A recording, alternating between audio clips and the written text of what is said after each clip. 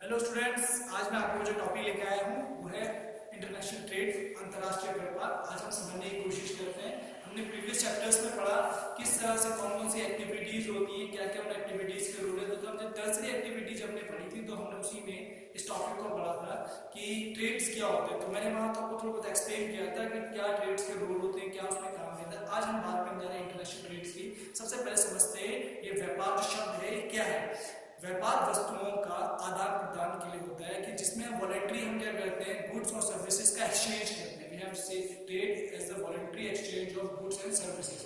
जहाँ पे हम क्या कर रहे हैं, जो हमारे पास सेवाएं दी गई है, वस्तुएं, उनको क्या कर रहे हैं, आपस में आदान प्रदान कर रहे हैं। प्राचीन काल से चला हुआ आ रहा था, बस फॉर्मेशन चेंज होते होते क्या हो गया, वस्तु विनिमय से क्वांटिटी सिस्टम से चेंज हो गया, अभी मनी बैलेंस में आ गया। अब इसमें छोटा सा शब्द यूज किया जा रहा है, वस्तु विनिमय, जिसे क्वांटिटी सिस्टम कहते हैं। वो होता क्या है?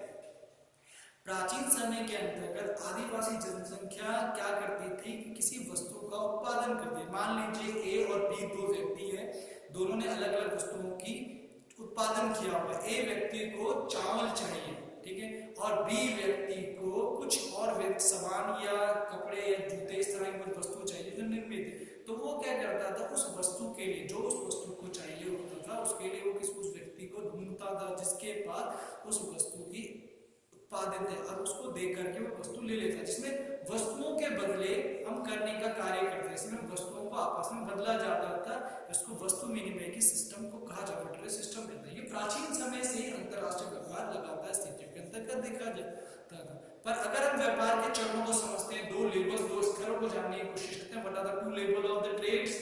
तो एक लेवल होता है आंतरिक व्यापार, से इंटरनल ट्रेड कहते हैं। एक होता है इंटरनेशनल ट्रेड, ठीक है।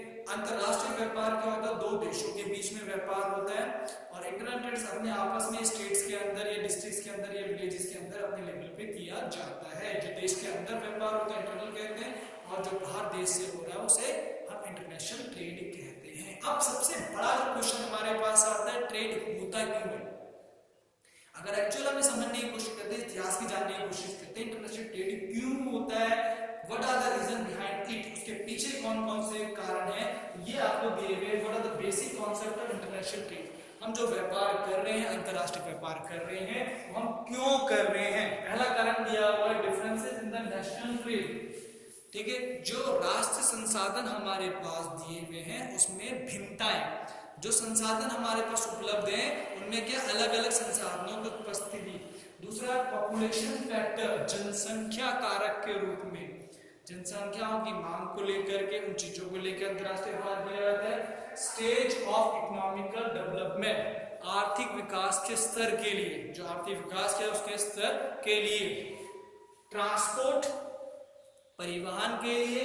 And last is extension of the foreign investment, जो हमारे पास विदेशी है उसके निवेश के लिए, पैसे विदेशियों के द्वारा वस्तुएं मिलती है उनके निवेश के लिए भी व्यापार किया जाता है। सबसे पहले हम लेके चलते हैं हमारे पास में difference in the trades of national, ठीक है, difference in the national trades, जो राष्ट्रीय संसाधनों में भिन्नता को लेकर। देखो, अगर समझने की कोशिश करते हैं तो तीन स्टेज में डिवाइड, तीन चरणों में देखा जाता है। सबसे पहले कि हर एक देश के अंदर अलग अलग प्रकार की ज्योग्राफिकल कंडीशंस होते हैं, स्ट्रक्चर्स होते हैं। हर जगह पे हर चीज नहीं मिल सकती है। ब्राजील के अंदर बहुत बेस्ट क्वालिटी में हमें क्या मिल रहा है, लकड़ी मिल रही है। वही चाइना के अंदर लोहा मिल रहा है। वहीं अगर हम अफ्रीकन कॉन्टिनेंट में देखें, साउथ अफ्रीका के अंदर गोल्ड में डायमंड ये सब मिल रहा है। वही भारत के अंदर, तो हर एक जगह, हर एक देश के अंदर दूसरे देश से कुछ ना कुछ चीज अलग मिलती है और उसकी नीड हर जगह है। फॉर एग्जाम्पल कोल चाहिए आयरन के लिए, आयरन भी चाहिए हमें। तो वस्तुओं की नीड, सबकी आवश्यकताओं का तो क्या है, जो राष्ट्रीय संसाधन, जो अलग अलग जगह पे अलग अलग प्रकार की वस्तुएं, अलग अलग विभिन्न जगह पे अलग अलग प्रकार की जो वस्तुएं मिलती हैं, उसके लिए भी तरफ की अपनी जरूरतों को पूरा करने के लिए दूसरे देश से वस्तु को खरीदना पड़ता है। और हमारे देश के अंदर अगर कोई वस्तु अधिक है तो उसको हम बेचते भी हैं, तो वो उसके लिए ज्योग्राफिकल कंडीशन भी एक कारण है। दूसरा क्या है, मिनरल रिसोर्सेज, जो हमारे में खनिज संसाधन है उनके कारण भी, क्योंकि हर एक देश को आर्थिक विकास के लिए, अपने इकोनॉमिकल ग्रोथ के लिए they have need some resources, उनको रिसोर्सेज चाहिए। और वो कब आप फुलफिल कर पाएंगे, जब आपके पास कोई ऐसा रिसोर्स हो जो एबिलिटी ना हो, दूसरे को उसकी नीड हो, आपको उसकी जगह दूसरी चीज, जैसे चाइना बहुत ज्यादा आयरन पोर्ट, इनका एक्सपोर्टर दिया और बाहर की तरफ सप्लाई करता है, और कई देशों को उसकी जरूरत है तो वो इंपोर्ट करते हैं। ठीक है, कहीं से हमें गोल्ड चाहिए, हम इसे अपने इंपोर्ट करें, और हमारे यहाँ की वस्तु का ज्यादा उत्पादन हो तो उसे एक्सपोर्ट करने का काम किया जाता है। तो ये भी एक कहते हैं कि आवश्यकता के अनुसार संसाधन जो हमारे पास दिए जा रहे हैं उनमें भिन्नता पाई जा रही है। क्लाइमेट, जलवायु, हर एक जगह हर देश की अलग अलग प्रकार की जलवायु होती है, और जब अलग अलग प्रकार की जलवायु होगी तो वहां पे अलग अलग प्रकार की फसलें भी होंगी। ठीक है, अलग अलग प्रकार के संसाधन दिए हुए होंगे, मिनरल रिसोर्सेज होंगे, उन कंडीशंस के अपियरेंस को नीड करने के सप्लाई को अधिक मालिक के अर्जेंटीना, मैक्सिको हो गया, फिलीपीन, इनके अंदर अलग अलग प्रकार के गेहूं चावल उगाए जा रहे हैं बहुत भारी क्वांटिटी में हो रहे, तो वो अपने यहाँ कंज्यूम नहीं कर पा रहे हैं, तो वो चाहते हैं उसको एक्सपोर्ट करें बाहर की तरफ उसका निर्यात करें।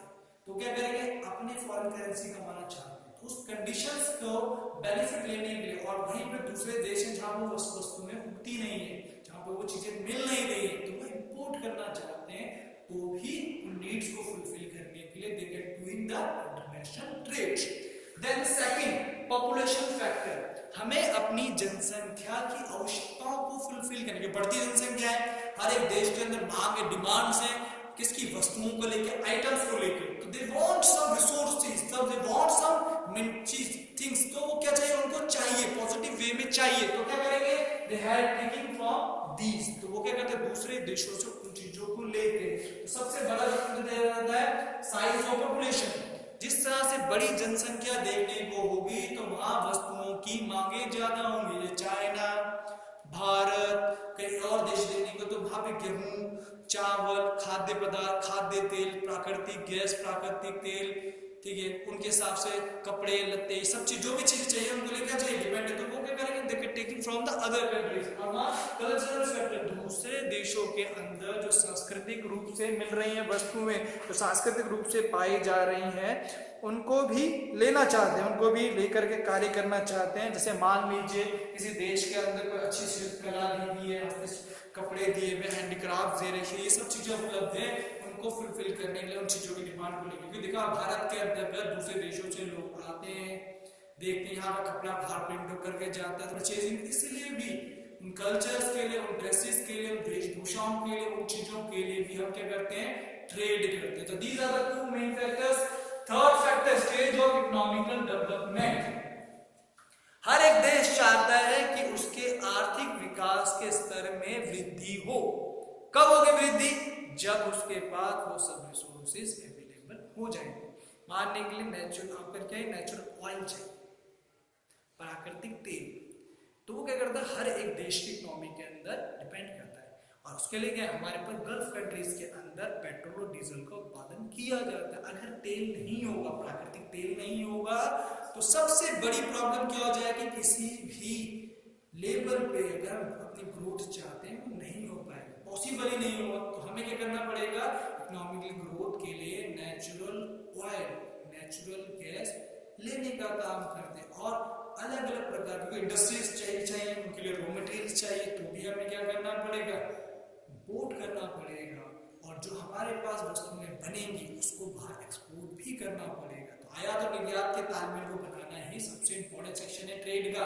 तो क्या अगर ट्रेड हम चाहते हैं तो हमें क्या करना पड़ेगा, आपसी एक्सचेंज को ध्यान में रखते हुए ट्रेड को बढ़ाना होगा। वस्तु जाएगी, फॉरेन करेंसी हमें मिलेगी, वो चीजें हमें मिलेंगी, वस्तु मार्केट में उतरेंगी, तो वो चीज, तो उसके लिए भी सबसे इंपॉर्टेंट चीज है इसका। Then next factor is transport, वस्तुओं का उत्पादन तो कर रहे हैं, पर जब तक उसे मार्केट तक नहीं पहुंचाएंगे, उसके रीचेबिलिटी तक नहीं पहुंचाएंगे, वो भी तभी, तो इसके लिए पॉसिबल है ट्रेड के लिए ट्रांसपोर्ट। अगर हमारा बेहतर क्वालिटी का ट्रांसपोर्ट फैसिलिटीज है, अगर आपने देखा उत्पादन तो कर दिया आपने, फैक्ट्री में उत्पादन हो रहा है, पर जब तक वो मार्केट के अंदर नहीं पहुंचेगा तब तक व्यापार संभव नहीं हो पाएगा, पॉसिबल ही नहीं है ट्रेड का। तो इसलिए अगर आपके पास अच्छे ट्रांसपोर्ट फैसिलिटीज है तो आप कर सकते हैं। जैसे अगर आप देखते होंगे, large number of trade are doing on the way of water, जहाजों की सहायता से, पानी के जहाजों की सहायता से ही व्यापार किया जाता है। तो आपने देखा होगा उनमें कोल्ड स्टोरेज टैंक्स होते हैं, बड़े बड़े जहाज होते हैं जिनमें बड़े बड़े ड्रम्स होते हैं ऑयल ले जाने के लिए, क्रैकलिंग गैसेस ले जाने के लिए, रॉ मटेरियल जाने के लिए, खाद्य सामान ले जाने के लिए। तो अगर इन्वेंशन हो रही है, ऐसे जहाजों का निर्माण हो रहा है, तो ट्रांसपोर्ट और अब वो उत्पादित होकर के जब किसी देश के अंदर उतरती हैं, तो अगर हमारे पास बढ़िया क्वालिटी की रोड फैसिलिटीज है, पाइपलाइन ट्रांसपोर्ट है, तो हम इजीली उसको एक जगह से दूसरी जगह ले जा सकते हैं। तो ये इंपॉर्टेंट सेक्शन क्या है, ट्रांसपोर्ट का सबसे बड़ा सेक्शन दिया है। The third extension of the foreign investment, जो विदेशी मुद्राएं हमारे पास दे रखी हैं, तो विदेशी मुद्राएं हमारे पास दी हुई है, उनके लिए भी हमें क्या करना पड़ता है, चीजों को लेना पड़ता है। जैसे आपने खनन का काम देखा होगा, भारी मशीनरी है, खनिज पदार्थ है, इनके लिए भी हम क्या करते हैं, वस्तुओं को बाहर से ले करके उन चीजों का उत्पादन करके बढ़ाने की स्थिति के अंतर्गत लाते हैं। उससे ज्यादा अमाउंट में चीजें, तो ये क्या है जो हमारे पास एक्सपेंशन ऑफ फॉरेन इन्वेस्टमेंट है कि हमारे क्या ज्यादा इन्वेस्ट करके उन चीजों को ले अपने डेवलपमेंट के लिए लेकर के जाए, तभी उत्पादित वस्तुएं हमारे पास पहुंचेंगी। जब उत्पादित वस्तुएं हमारे पास पहुंचेंगी तभी हम कार्य को कर पाएंगे। सुनिश्चितता तभी निश्चित हो पाएगी जब हम क्या करेंगे, दो देशों के साथ में व्यापारिक संबंधों को बनाएंगे। इंटरनेशनल मार्केट के अंदर अगर हमारा सामान जाएगा तभी हमें प्रॉफिट मिलेगा। तो ये कुछ ऐसे फैक्टर है, बेसिक फैक्टर्स हैं जो अंतरराष्ट्रीय व्यापार को करने के लिए नीड, आवश्यकता बढ़ाने के लिए करते हैं। तो ये आपने अगर आपने इतिहास में देखा होगा अंतरराष्ट्रीय व्यापार को, तो हम कहते हैं रेशम मार्ग का नाम सुनते हैं, फिलीपींस, ऐसे कई देशों के नाम सुनते हैं जैसे चाइना के साथ भारत का व्यापारिक संबंध समझने की कोशिश करते हैं। आपने स्वेज कैनाल का देखा, स्वेज कैनाल क्यों डेवलप की गई, इंटरनेशनल ट्रेड को देख के, भाई लंबा चक्कर मारना पड़ता है अफ्रीका का, यूरोपियन कंट्रीज, एशियन कंट्रीज के, तो ये फैक्ट कुछ ऐसी चीजों के कारण ही अंतरराष्ट्रीय व्यापार। तो आप यहाँ समझ चुके होंगे कि अंतरराष्ट्रीय व्यापार हम क्यों करते हैं, कौन कौन से कारक अंतरराष्ट्रीय व्यापार के लिए। आने वाले वीडियोस में हम उसके साथ साथ समझने की कोशिश करेंगे कि कौन से ऐसे कारक हैं जिनके लिए अंतरराष्ट्रीय व्यापार किया जा रहा है, डब्ल्यूटीओ की भूमिका क्या है, वैश्वीकरण, उदारीकरण क्या है, प्राइवेटाइजेशन क्या है। तो ये आप वीडियोस पे बने रहे, मेरे नेक्स्ट पार्ट्स आते रहेंगे। आई का आइकन आता है साइड में, आपसे क्लिक करो, उसमें प्रीवियस वीडियो दिए रहते हैं। मेरे और कोई भी डाउट होता है